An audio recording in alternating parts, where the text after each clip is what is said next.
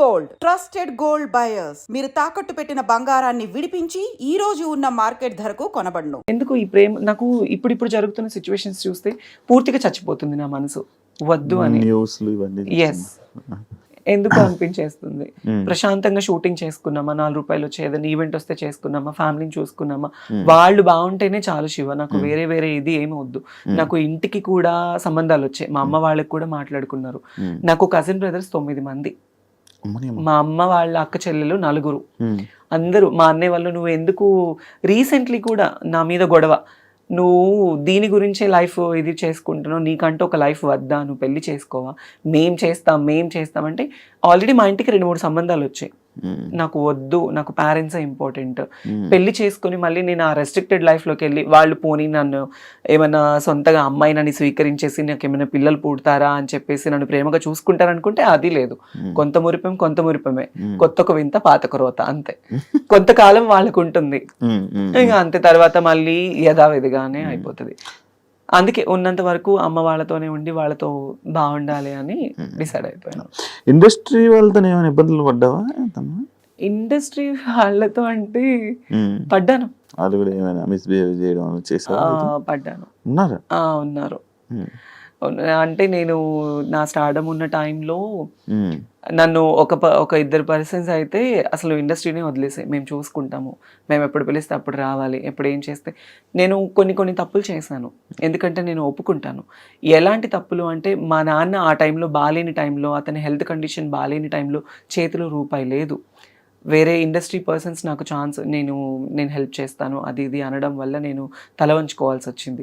కానీ అదే నాకు చాలా ప్రాబ్లం కూడా అయింది ఆ టైంలో. నువ్వు నాతోనే ఉండాలి, నన్ను కొట్టడము, నన్ను తిట్టడము, పర్సనల్లీ ఫోన్లో హెరాస్మెంట్ చేయడము చాలా జరిగాయి. కానీ అది బయట చెప్పుకుంటే మా అమ్మ వాళ్ళు బాధపడతారు. ఈవెన్ నా ట్రాన్స్ఫర్మేషన్ టైంలో కూడా మా అమ్మ వాళ్ళకి ఏది తెలీదు. వాళ్ళు ఎక్కడ బాధపడతారు చెప్తే, వాళ్ళు మా అమ్మ చచ్చిపోయేది నా ట్రాన్స్ఫర్మేషన్ గురించి తెలిసి. ఎందుకు వాళ్ళ పేరెంట్స్ని ఇబ్బంది పెట్టకూడదు. షూటింగ్లో ఉన్నానమ్మా, నేను పలానా షూట్లో ఉన్నాను, పలానా ఊర్లో ఉన్నాను, ఇప్పుడు మాట్లాడలేను అని కవర్ చేసుకునేదాన్ని వాళ్ళకి చెప్పకుండా. వాళ్ళు ఎవరైతే నేను ఇబ్బంది పెట్టారు ఇండస్ట్రీ వాళ్ళే, ఇండస్ట్రీలోనే ఒక మంచి పెద్ద హోదాలో ఉన్న వాళ్ళే నాతో ఉండు అని. అంటే అప్పుడు అంటే నీకు డబ్బు కావాలని చెప్పి వాళ్ళతో ఉన్నావు అంతే. దానివల్ల ఇలా చాలా ప్రాబ్లమ్స్. బెదిరించారా? బెదిరించారు, కొట్టారు, నన్ను చేసుకున్నారు. ఇండస్ట్రీలోనే లేకుండా ఆ సగం ఆ భయంతోనే ఒక 2 ఏళ్ళు నేను చాలా దూరంగా ఉన్నాను. అదే నేను ఎప్పుడు అడిగిన క్వశ్చన్ కి, అంటే ఇంటర్వ్యూ స్టార్టింగ్ లో అడిగిన క్వశ్చన్లకి ఆన్సర్లు ఇప్పుడు ఇచ్చావు. అవును, చాలా ప్రాబ్లమ్స్ ఫేస్ చేస్తున్నావు. ఇప్పుడు అంతా క్లియర్? ఇప్పుడు నాకు ఏ లవ్ లేదు, ఏ రిలేషన్స్ లేవు, ఏ ఎఫెక్షన్స్ లేవు, ఏ పర్సనల్ అలిగేషన్స్ లేవు. నా మైండ్ లో ఉన్నదల్లా, నేను బ్రతికున్నంత కాలం నా పేరెంట్స్ ని చూసుకోవాలి, వాళ్ళకి నేను తప్ప ఎవరు లేరు. నేను ఈ రోజు ఇలా ఉన్నాను, ఈ రోజు ఇట్లా ఉన్నాను అంటే మా అన్నయ్య కారణం. వాడు ఒక హీరో లాగా మా ఇంట్లో ఎంతో కష్టపడ్డాడు నా కోసం. చాలా అంటే చాలా, వాడి లైఫ్ మొత్తం కేవలం నా కోసం, మా అమ్మ కోసం సాక్రిఫైస్ చేసుకున్నాడు. బేసిక్లీ నేను ఎప్పుడు మా అన్నయ్య గురించి కానీ మా ఫ్యామిలీ గురించి నేను ఎప్పుడు చెప్పలేదు బయట. మా నాన్న అంటే నాకు చాలా ఇష్టం, తండ్రి ప్రేమ నేను ఎప్పుడు లేదు. వాడే నాకు తండ్రి అయ్యి నాకు ఎంతో ప్రేమనిచ్చి, నాకు తినబెట్టి, నాకు లేకపోయినా మా తమ్ముడికి ఉండాలని చెప్పి కొత్త బట్టలు, నాకు స్కూల్కి వెళ్ళి ఫీజు, వాడికి చేతులు ఇవన్నీ బొక్కలు పడేవి తెలుసా. స్కూల్కి వెళ్ళి సిమెంట్ పని చేసి చేతికి కాళ్ళకి, నాకు పొద్దున్నే మంచి టిఫిన్, నాకు వాడు టిఫిన్ పెట్టి వాడు తినకుండా వెళ్ళిపోయేవాడు. అది నాకు తెలిసేది కాదు ఆ వయసులో. ఈరోజు మా అన్నయ్య అనేవాడు లేకపోతే నేను అనేది లేదు. మీ అన్నయ్యకి ఇప్పుడు కోపం ఉందా నువ్వు మారేవు ఇలా అని? కోపం అంటే ఉంటది, కానీ బయటపడ్డు, ఎప్పుడు బయటపడ్డు. మంచిగుంటున్నాడా? ఉంటాడు, మంచిగానే ఉంటాడు. ఇంటికి వెళ్ళినప్పుడు అంటే ఎక్కువ నేనే మాట్లాడి ధైర్యం చేయను. ఎప్పుడు నేను ఫ్యామిలీ ఫంక్షన్స్ కి వెళ్ళాలన్నా నాకు ఒక బాధ ఉంటుంది. అందరూ చూసేవాళ్ళు ఇప్పుడు నాకు ఈ జబర్దస్త్ పేరు ఉందని అనుకుంటారు, ఈ పేరుంది, ఆ పలానా అమ్మాయి, ఆ అమ్మాయి టీవీలో చూస్తాము, ఆ వేలో వెళ్ళిపోతుంది. ఒకవేళ నాకు ఇదే లేకపోతే, తను అదిరా, తను ఇదిరా, తను మారిపోయింది. మా ఇంట్లో నేను ట్రాన్స్ఫర్మ్ అయిన తర్వాత మా అమ్మని చాలా సూటిపోటి మాటలతో బాధ పెట్టిన వాళ్ళు ఉన్నారు. చాలా, మా అమ్మ వాళ్ళు బాధపడకూడదు నా వల్ల. నేనున్న ప్రొఫెషన్ లో మా అమ్మ వాళ్ళు గర్వంగా ఉండాలి అనుకున్నాను. అట్లీస్ట్ సరైన చీర కట్టుకోవడానికి లేకపోతే మా అమ్మకి సొంత వాళ్ళే ఇవ్వలేని పరిస్థితుల్లో నేను అవన్నీ నా మైండ్లో ఉండేవి. ఎలా ఎలా ఏంటి మా ఫ్యామిలీని ఎలా చూసుకోవాలని నేను కష్టపడ్డాను. నా లైఫ్లో నేను కష్టం తప్ప నేను సుఖాన్ని చూడలేదు. కష్టపడి ఈ రోజులో మా అమ్మ వాళ్ళకి ఇక్కడ నిలబెట్టాను వాళ్ళని, వాళ్ళు ఇలా ఉండాలి అని. కాదు ఇప్పుడు అంటే ఒకవేళ కానీ జబర్దస్త్ కానీ ఫేమ్ కానీ ఇవి లేకపోతే నువ్వు ఓపెన్ అయ్యేదానివి కాదు, చెప్పేదానివి కాదు, అస్సలు అయ్యేదా. అది మనసులో దాచుకుంది. ఫేమ్ ఉండడం వల్ల ఓపెన్ అయ్యే ధైర్యం వచ్చింది, అంతే అంతే కదా. అంతే. మరి ఎన్ని సంవత్సరాలు చేస్తావా? చెప్పుకోవడం అంటే నేను ఆల్రెడీ సుమాగరి షోలో ఓపెన్ అయిపోయాను. క్యాష్ ఎపిసోడ్ లో మా అమ్మని తీసుకొని వెళ్ళినప్పుడు నేను ఓపెన్ అయిపోయాను. అప్పుడే చెప్పేశాను. తర్వాత నాకు పెద్ద పెద్ద షోస్ లో ఛాన్స్ వచ్చింది.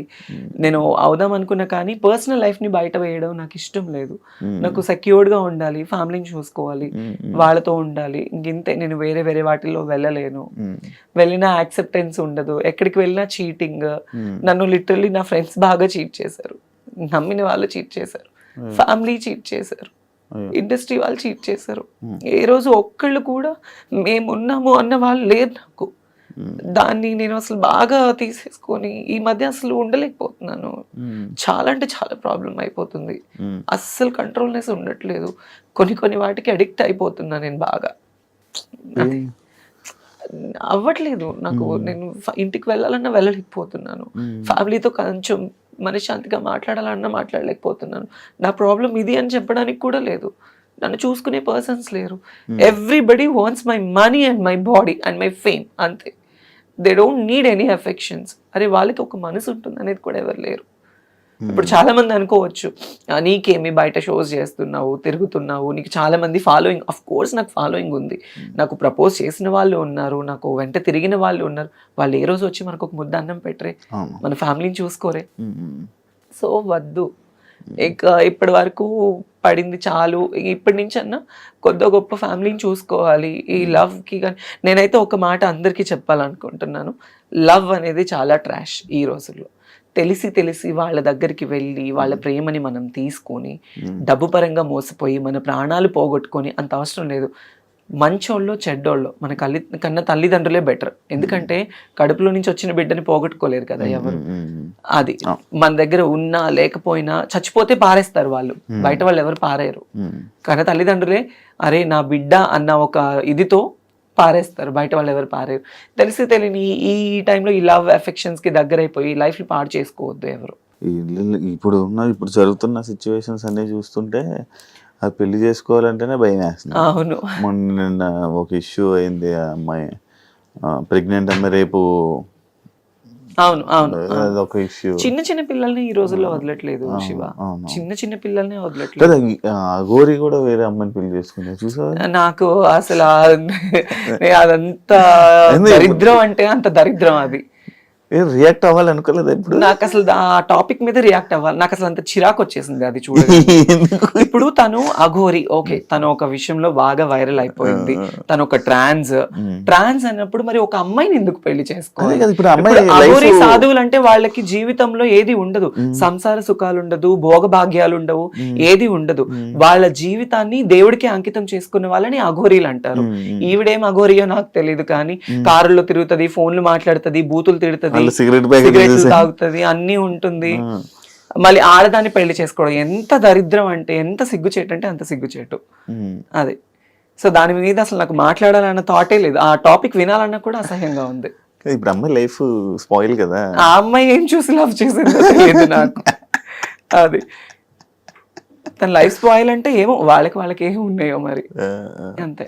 నార్మల్ నీ ప్రాబ్లమ్స్ ఎవరితో షేర్ చేసుకుంటా ఉంటావు? నేను అసలు ఎవరితో షేర్ చేసుకోను. ఎప్పుడు ప్రాబ్లమ్స్ అనేది షేర్ చేసుకునే పర్సన్సే లేరు నాకు. అన్నయ్య ఎప్పుడు నా పర్సనల్ ప్రాబ్లం అనేది నా ఫ్యామిలీ దాకా వెళ్ళనివ్వను నేను. వాళ్ళ ప్రాబ్లమ్స్ నేను తెలుసుకుని వాళ్ళకి నేను తోడుగా ఉంటాను, కానీ నేను ఈ విషయంలో బాధపడుతున్నాను అని వాళ్ళ దాకా వెళ్ళనివ్వను. అది మరి ఇప్పుడు ప్రాబ్లమ్స్ పక్క వాళ్ళకి షేర్ చేసుకోకపోతే కష్టం కదా, చూసేవాళ్ళు లేకపోతే ఇబ్బంది. కష్టమే, అంతదాకా ఎందుకు. రీసెంట్లీ నాకు సర్జరీ టైంలో, ఐ మీన్ నేను ఒక సర్జరీ అయింది నాకు రీసెంట్లీ, అంటే నడుముకి సైడ్ నార్మల్గా నాకు ఒక సర్జరీ అయింది. ఆ సర్జరీ టైంలో నన్ను చూసుకునే వాళ్ళే లేరు. ట్రాన్స్ కమ్యూనిటీస్లో రమ్య గారు అని ఒక ఆవిడ ఉన్నారు. ఆవిడ చాలా మంచి పర్సన్. ఆవిడ వచ్చి ఆ రోజు నాతో ఉండి నన్ను తీసుకువెళ్ళిన తర్వాత నాకు బెస్ట్ ఫ్రెండ్ సైదుల్ రెడ్డి, తను ఒక 10 years నుంచి ఫ్రెండ్ సైదుల్ రెడ్డి అని, నా ఇంట్లోనే ఉంటాడు అనమాట ఇప్పుడు ఈ హైదరాబాద్ లో. తను నేను కలిసి ఉంటాము. తనకి నాకు కూడా చిన్న చిన్న క్లాషెస్ రావడము, అప్పటి నుంచి నన్ను ఎవరు పట్టించుకోలేదన్నమాట. ఆ రమ్య గారు అనే ఆవిడే నన్ను చూసుకున్నారు, 1 day వచ్చి చూసుకున్నారు. సర్జరీ అయిన తర్వాత ఇంట్లో డ్రాప్ చేసి వెళ్ళిపోయారు. నా అనుకున్న వాళ్ళు ఎవరు లేరు ఆ టైంలో. అట్లీస్ట్ నన్ను చూడటానికి వచ్చి నాకు హెల్ప్ చేసిన వాళ్ళు కూడా ఎవరు లేరు. ఎలా ఉంది అని ఎప్పుడు లేదు, అయితే ఎవరు లేరు. బెస్ట్ ఫ్రెండ్ ఎవరు జబర్దస్త్లో? నాకు ఒకప్పుడు బెస్ట్ ఫ్రెండ్ అంటే ఫ్రెండ్స్ కూడా లేరా? ఉన్నారు, లేరని చెప్పి నాకు ఇప్పుడైతే ఒకప్పుడు చెప్పాను. నాకు ఇప్పుడైతే నాకు ది బెస్ట్ బెస్ట్ బెస్ట్ ఎవరంటే నూకరాజ్ గాడు, ఇమాన్యుయల్, వాళ్ళిద్దరే నాకు ఇప్పుడు. అంటే నేను నా ప్రాబ్లమ్స్ ఏం షేర్ చేసుకోను. అరే నాకు 10,000 కావాలి, ఒక 20,000 కావాలంటే టక్కుని కొడతాడు ఇమాన్యుయల్ కానీ నూకరాజ్ కానీ. నాకు ఇంకా చాలా అంటే చాలా ఫ్రెండ్స్, ఇంకా నన్ను అక్క అక్క అని పిలుస్తారు. తిట్టుకోవడము, చాలా ఎక్కువ రెగ్యులర్ షోస్ చేస్తూ ఉండడము. నేను ఇప్పుడు నూకరాజ్ టీమ్ లోనే చేస్తున్నా కదా, నాకు ది బెస్ట్ ఫ్రెండ్స్ వాళ్ళిద్దరు. అది తన్మయ్ ఇన్స్టాలో ఎక్కువ రీల్స్ చేయడానికి రీజన్ ఏంటి? ఏమైనా ఉందా? ప్రొఫైల్ పెంచుకోవడానికి? అంటే ఇంతకు ముందు చేసిన రీల్స్ లో బాగా ఫాలోవర్స్ పెరిగారు. సడన్లీ నేను ఆపేసాను ఇన్స్టాగ్రామ్ రీల్స్. నాన్న చనిపోయిన తర్వాత ఎక్కువ పెట్టలేదు నేను, అసలు ఏం లేదు. అంటే బిఫోర్ నుంచే తక్కువ ఉండేవి. ఇంక ఇప్పుడు ఏంటంటే కొంచెం ఇన్స్టా ప్రొఫైల్ పెంచుకోవాలి, నేను ఇంకా పబ్లిక్ లో ఉండాలి అనుకుని నేను అందుకే చేస్తున్నాను. నువ్వు ఇంట్రోవర్టా కొంచెం? అంటే కొంచెం అలానే ఇంట్రోవర్ట్. కొత్త వాళ్ళతో మాట్లాడడం, ఇబ్బంది పడడం? చాలా ఇంట్రోవర్ట్ నేను. ఇందాక కొంచెం చెప్పను నేను చాలా ఇంట్రోవర్ట్. ఇప్పుడు కొంచెం ఎక్స్ప్లెయిన్ చేసేసరికి చాలా ఇంట్రోవర్ట్ నేను. అవును, కొత్త వాళ్ళతో మాట్లాడాలన్నా భయము. మరి స్టేజ్ పర్ఫార్మెన్స్ లో స్టేజ్ పర్ఫార్మెన్సెస్ ఏంటంటే నాకు వాళ్ళు డబ్బులు ఇచ్చి పిలుస్తున్నారు. నేను స్టేజ్ ఎక్కగానే తన్మయ్ తన్మయ్ తన్మయ్ అని వాళ్ళు కేకలు. ఆ టైంలో ఆ మూడ్ స్వింగ్స్ వేరుంటాయి. ప్లస్ నాకు నేను తీసుకున్న డబ్బులకి నేను న్యాయం చేయాలి. నన్ను తిట్టినా నేను తీసుకోను, నన్ను పొగిడినా తీసుకోను, నన్ను ఏది వాళ్ళు ఎలా రిసీవ్ చేసుకుని నేను తీసుకోను. But I will give the good entertainment. అంతే అంతే. డబ్బులు ఇస్తున్నారు, మనం ఎంటర్టైన్ చేయాలి అంతే తప్ప అంతే. ఈ ఫియర్ అన్ని తీసేస్తాం. ఫియర్ అనేది నాకు కెమెరా ఫియర్ లేదు, స్టేజ్ ఫియర్ లేదు. కాకపోతే సమ్ ర్యాండమ్ పర్సన్స్ వస్తే నాకు తెలియక మళ్ళీ నేను ఎక్కడ దగ్గర అవుతానా వాళ్ళ మాటలకి. అప్పటి నుంచి నేను చాలా మొత్తానికి తీసేసుకున్నాను, అందుకే ఎక్కువ మాట్లాడలేను. కాదు, ఇప్పుడు జాబ్ బాగానే చదువుకుంటావు, టాపర్ అని చెప్పవు, అన్ని చేసావు, మరి జాబ్లు ట్రై చేయడం అలాంటివి ఏం చేయలే? అంటే నాకు తెలియని వయసులో నాకు ఇండస్ట్రీ ఛాన్స్ వచ్చింది. ఇండస్ట్రీలో ఒకసారి వస్తే బయటికి వెళ్ళడం కష్టం అంటారు. చెప్పాను కదా నీకు స్టార్టింగ్ లోనే, ఇది ఒక అడిక్షన్ అని. రెడ్ కార్పెట్, నేను చిన్నప్పుడు పైన హెలికాప్టర్ వెళ్తుంటేనే 10 బజార్లు పరిగెత్తేదాన్ని, అది చూడాలి చూడాలి చూడాలి చూడాలి అని. ఈ స్టేటస్ రావడం వల్ల నేను మళ్ళీ ఎన్నోసార్లు ఫ్లైట్ జర్నీస్ చేశాను.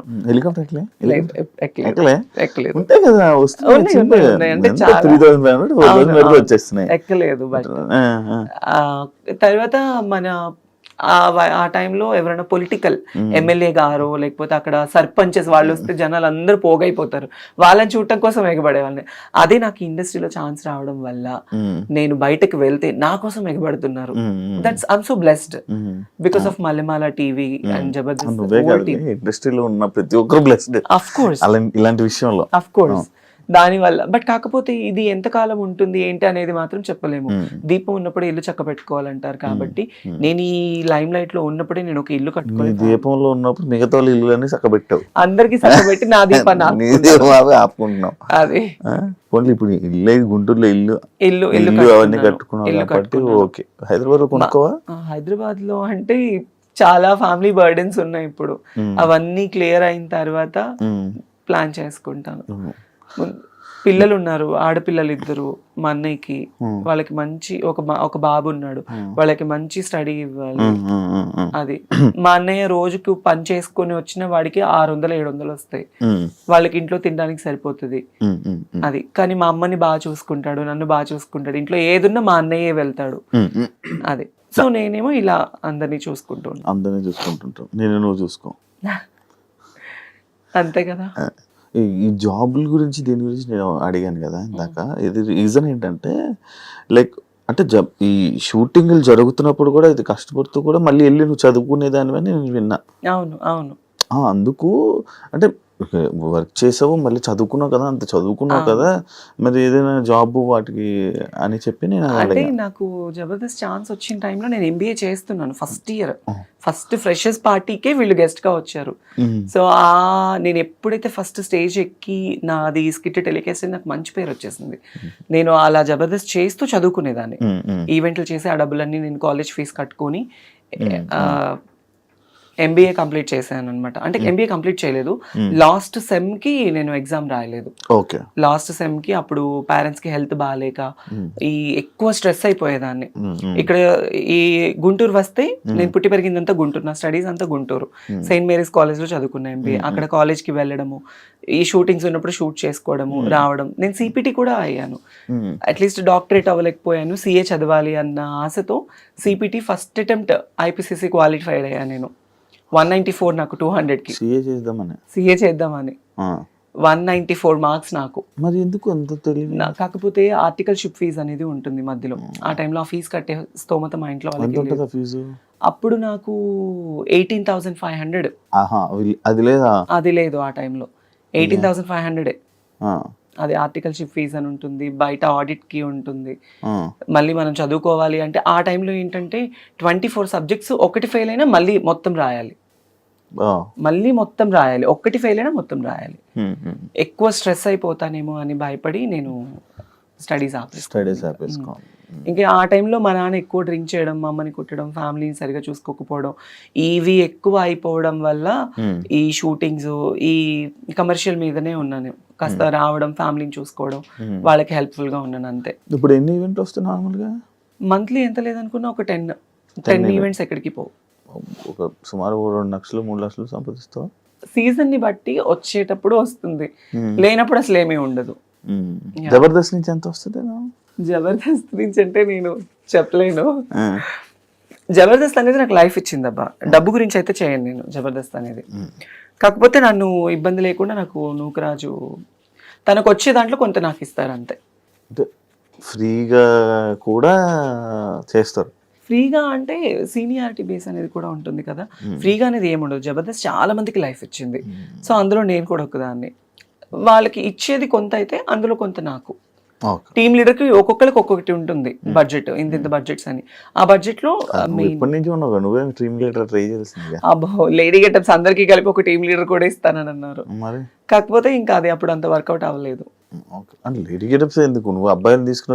అంటే చేయొచ్చు, బట్ కాకపోతే ఆ స్ట్రెస్ మనం తీసుకోలేం. చాలా కష్టం అండి బాబు టీమ్ లీడర్ చేయడం అంటే. అంత ఆషామాషి కాదు. నేను చూస్తూ ఉంటాను కదా, వాళ్ళు చాలా స్ట్రగుల్ అయిపోతూ ఉంటారు. టెన్షన్స్, స్కిట్ లైన్ ఓకే అయ్యేంత వరకు టెన్షన్, స్టేజ్ మీద షూట్ అయ్యేంత వరకు టెన్షన్, వాళ్ళ జడ్జిమెంట్ ఏమిస్తారో టెన్షన్, మార్కులు ఏమొస్తుందో టెన్షన్. వన్స్ అది అయిపోయిన తర్వాత ఒక గంట రిలాక్స్ అయిపోతారు.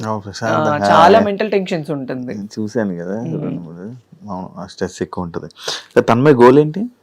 నా గోల్ అయితే ఏం లేదు ప్రస్తుతానికి. మా అన్నయ్య పిల్లలు వాళ్ళు మంచిగా చదువుకొని, నేను ఉన్నా లేకపోయినా మా అన్నయ్య, వదిన, పిల్లలు, అమ్మ, నేను లేకపోయినా వాళ్ళు గర్వంగా బతకాలి.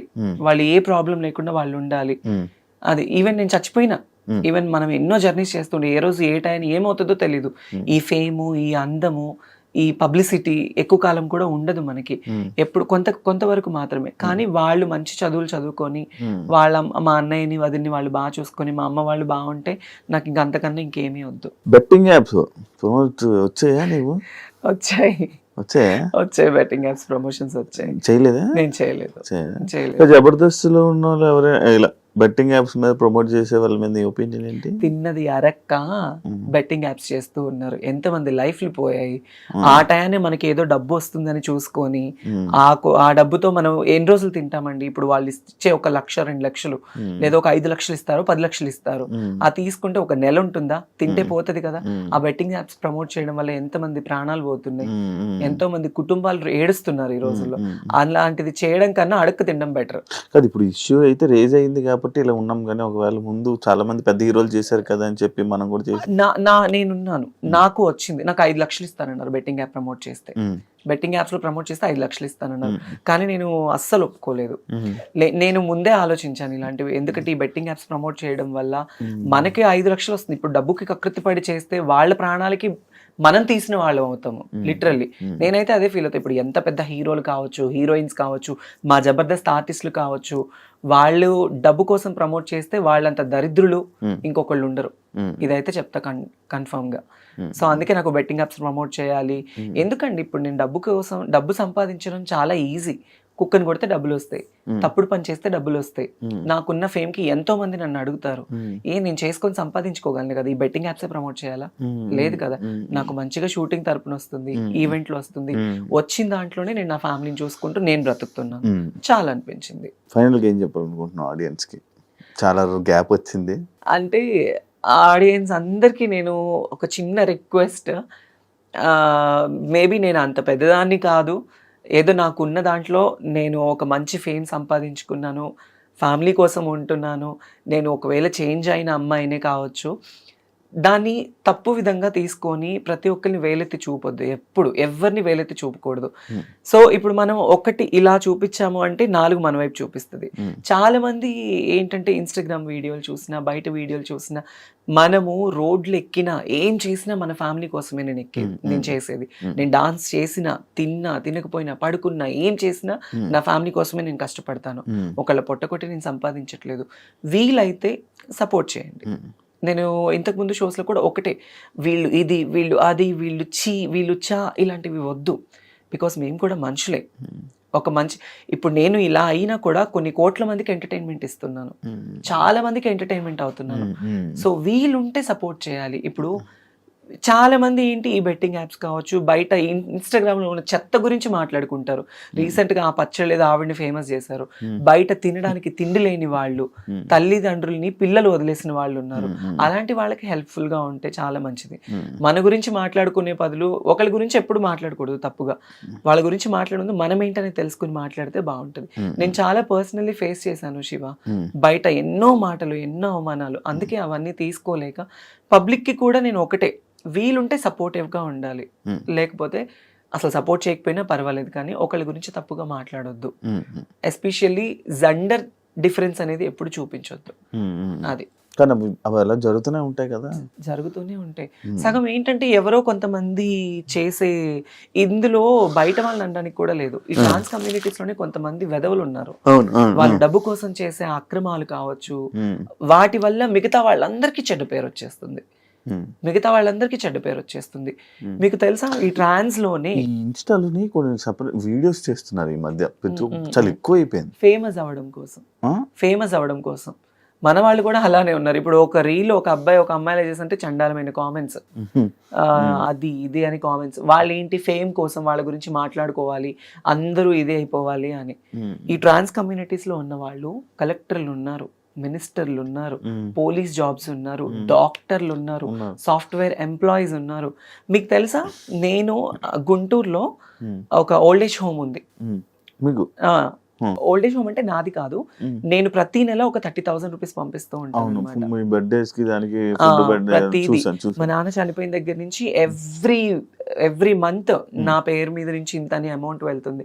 బయట పిల్లలు వదిలేసిన పేరెంట్స్ ఉంటారు కదా, అదే కొడుకులు కూతురు వదిలేసిన తల్లిదండ్రులు అలాంటి వాళ్ళని తీసుకెళ్ళి అక్కడ జాయిన్ చేయిస్తూ ఉంటా. నాకు వచ్చే దాంట్లో నేను చేసుకుంటున్నది అది. సో దాంట్లో నాకు ఇంకా చాలా సాటిస్ఫాక్షన్ ఉంది, హ్యాపీనెస్ ఉంది.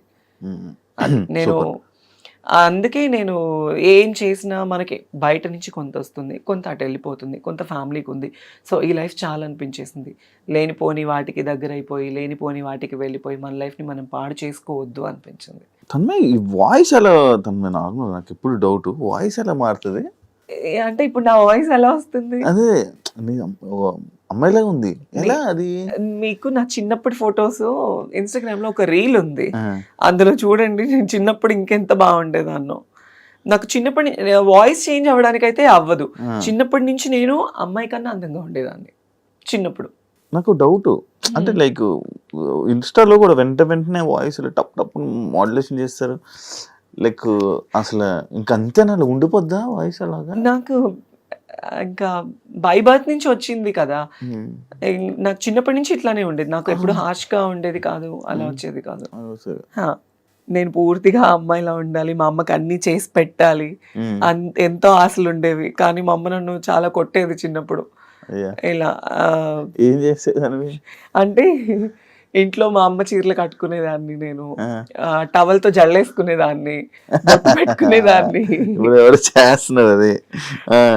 చిన్నప్పుడు. అది మళ్ళీ మనకు తెలిసిపోతుందా ఆటోమేటిక్ గా? ఒక వయసు వచ్చిన తర్వాత ఆటోమేటిక్లీ హార్మోన్స్ అనేవి ఇంబ్యాలెన్స్డ్ అవుతూ ఉండడం తెలిసిపోతూ ఉంటుంది మనకి. కాదు అప్పట్లోని జబర్దస్త్ లో అబ్బాయిలంటే ఆఫర్ ఉండేదా, అమ్మాయిలంటే ఉండేది అంటే కదా? లేడీ గెటప్ కి ఆఫర్ ఉండేది, ఒక అబ్బాయి అమ్మాయిగా చేస్తేనే ఉండేది. అప్పట్లో నితిన్ భరత్ ఉన్నప్పుడు చాలా సిన్సియారిటీ ఉండేది. చాలా మంది, చంద్రన్న కావచ్చు, అందరూ అన్నపూర్ణ స్టూడియోస్ నుంచి నానక్రామ కూడా, ఎంత అప్పుడు చాలా బాగుండేది. ఎంటర్టైన్మెంట్ కావచ్చు, అంత బాగుండేది. ఇప్పుడు ఏంటంటే చాలా మార్పులు చేర్పులు జరగడం వల్ల ఇంకా అట్లా ఉంది, తగ్గింది, బాగా తగ్గిపోయింది కదా. కామెడీ తక్కువ అయింది అని చెప్పి, అంటే ఒకటి డౌన్ అవుతుందంటే ఇంకొక షో రైజ్ అవుతుంది. ఇప్పుడు జబర్దస్త్ కొంచెం డౌన్ లో అనిపించింది, శ్రీదేవి డ్రామా కంపెనీ మంచి హైప్ లో మంచిది. థ్యాంక్ యూ తన్మయ్, ఇంటర్వ్యూ ఇచ్చినందుకు. అన్ని చాలా సంవత్సరాల తర్వాత నేను అడగంగానే నాకు ఇంటర్వ్యూ ఇచ్చి మాట్లాడినందుకు, మంచి షేర్ చేసుకున్నందుకు thank you so much. Because of you Shiva, because నాకు పర్సనలీ కూడా మీ గురించి బాగా తెలుసు. ఈ చాలా మంది నాకు ఎందుకో ఎప్పుడు ఎవరికి ఇవ్వాలనిపించలేదు. నేను ఇస్తే చాలా బోల్డ్ గా ఇవ్వాలని అనుకున్నా, కానీ నేను నీతో నార్మల్ గానే నీకు ఇవ్వాలనిపించింది అంతే. Thank you. అంటే 6 years కదా, మళ్ళీ ఇంటర్వ్యూ ఏమి ఇస్తావులే, జస్ట్ ట్రై చేసా. తన్మయ్ ఓకే అంటే ఓకే అనడం నాకు హ్యాపీ అనిపించింది. అండ్ ఇండస్ట్రీలో ఏదైతే నీ జర్నీ ఉందో మంచి సంపాదించుకొని మంచి సక్సెస్ అయ్యి మంచి హ్యాపీ లైఫ్ లీడ్ చేస్తాను. నిన్ను క్వశ్చన్స్ అడిగా, నేను ఒక క్వశ్చన్ అడగొచ్చా? ఏంటి? నీకు పెళ్ళైందంట, నిజమేనా? ఎవరు? నాకా? నిజం చెప్పు. నాకు 2-3 పిల్లలు ఉన్నారు, 2-3 పెళ్ళిళ్ళు అయ్యాయి. అవునా? అంటే నేను విన్నానులే బయట, ఆల్రెడీ నువ్వెవరినో ఒక అమ్మాయిని లవ్ చేసి ఆ అమ్మాయి అది మన ప్రోమోదా ఏంటి? ఏ ప్రోమో? మంచి మనోజు అనే దాని గురించి నేను అదేం చూడలే. నాకు పర్సనల్లీ తెలిసి నేను నిన్ను అడిగాను. నాకు పిల్ల? ఆ అమ్మాయి వాళ్ళ ఫ్యామిలీకి మీ ఫ్యామిలీకి చాలా గొడవలు అయినాయి అని విన్నాను. నిజం చెప్పాలి అంటే మీరు మమ్మల్ని చాలా మా పర్సనల్ లైఫ్ క్వశ్చన్స్ అడగచ్చు, మేము మిమ్మల్ని అడగకూడదు. లేదు, ఇవి అలాంటివి ఏం లేదు అసలు. నాకు పెళ్లి ఒకసారి కూడా అవ్వలే, అయితే బాగుంది. ఎప్పుడు నన్ను అమ్మాయి దిగుతుందా? నువ్వేమనుకున్నట్టు ఒకటి చెప్పునా, ఇన్ని క్వశ్చన్స్ నన్ను అడిగావు కదా, నీ పర్సనల్ గా కూడా నాకు తెలుసు కదా. వద్దులే, నీకేం తక్కువ శివ? అంతే అంటారా? మరి థ్యాంక్ యూ. నీకంటూ చాలా మంది ఉంటారు, నువ్వు ఓకే అని నేనే నీకు ప్రపోజ్ చేస్తాను. నిజంగా నీకేం తక్కువ? మంచిగా బిగ్ బాస్ లో బాగా ఎంటర్టైన్మెంట్ ఇచ్చావు, ఇలా ఇంటర్వ్యూస్ లో మమ్మల్ని సావగొడుతూ ఉంటావు. కాదు కదా, బిగ్ బాస్ ఏమైంది అప్పుడప్పుడు మధ్యలో నీ పేర్లు వచ్చేది, ఏమైంది అది? అవును, అంటే పింకీ వెళ్ళిన తర్వాత నెక్స్ట్ నేనే కదా అనుకున్నారు. ఫైనల్ గా లాస్ట్ సీజన్ లో కూడా ఫైనలైజ్ అయ్యింది, బట్ నాన్నది కొంచెం ఇబ్బంది అవడం వల్ల, ప్లస్ బిగ్ బాస్ టీం వాళ్ళు కూడా ఉంటుంది కదా, వాళ్ళందరినీ ఇంతమందిని సెలెక్ట్ చేసి ఇంతమందిని తీసుకోవాలి అని, ఇంకా అట్లా అయిపోయింది. 3 seasons వరకు నా పేరు నడిచింది బాగా. నెక్స్ట్ తన్మయ్ తన్మయ్ తన్మయ్ తన్మయ్ తన్మయ్ అని. ఈసారి వెళ్తావా? ఈ ఆఫర్ వస్తే వెళ్తా, పక్క వెళ్తాను. Thank you so much. Thank you so much. And తెలిసి తెలియక ఏదన్నా నేను తప్పుగా మాట్లాడుంటే ఆడియన్స్ కూడా తప్పుగా తీసుకోకండి. అండ్ నా పర్సనల్ లైఫ్ ఎందుకో శివానితో కొంచెం షేర్ చేసుకోవాలనిపించింది, సో అందుకే I'll be here. And thank you so much. And నీకు కూడా తొందరలో పెళ్ళైపోవాలని కోరుకుంటూ ఉంటాను. సరే, ఇంకొక క్వశ్చన్, నీకు పర్సనల్లీ లవర్ లేదా? లేదు. అబద్ధం చెప్పదు. ఈ ఈ రోజుల్లో అబ్బాయిలకి లవర్ లేదు అనేది చాలా అబద్ధం శివ. అంటే నాకు లేదు. అంటే నా లైఫ్ ఏందో, మధ్యాహ్నం 12 గంటలకి 1 గంటకి లేగడం, ఆఫీస్ కి రావడం, అట్లీస్ట్ సాయంత్రం ఇంటికి వెళ్ళడం. ఫస్ట్ నుంచి ఎవరు లవర్ లేరా? ఫస్ట్ నుంచి ఎవరు లవర్ లేరా? ఉండొచ్చు కదా. అదే బ్రేకప్ కానీ అలా అంటే ఉన్నది. బిగ్ బాస్ లో చెప్పా బ్రేకప్ స్టోరీ చెప్పా. ఇప్పుడు ఇంకెవరు లేరు.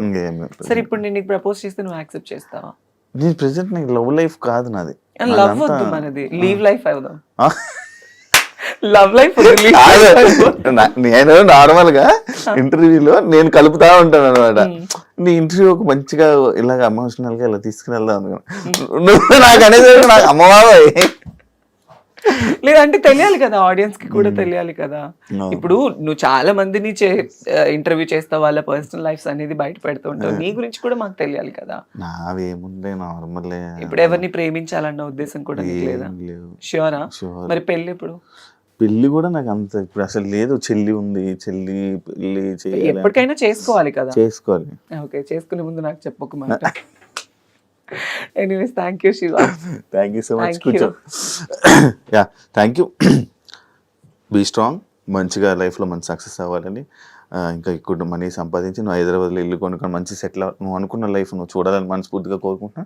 ఇంటర్వ్యూ ఇచ్చినందుకు thank you so much. Thank you and all the best. కూడా thank you thank you so much. చూసారు కదా ఇంటర్వ్యూ. ఇంకో గెస్ట్తో మళ్ళీ మీ ముందు కలుస్తా. అంతవరకు సియా.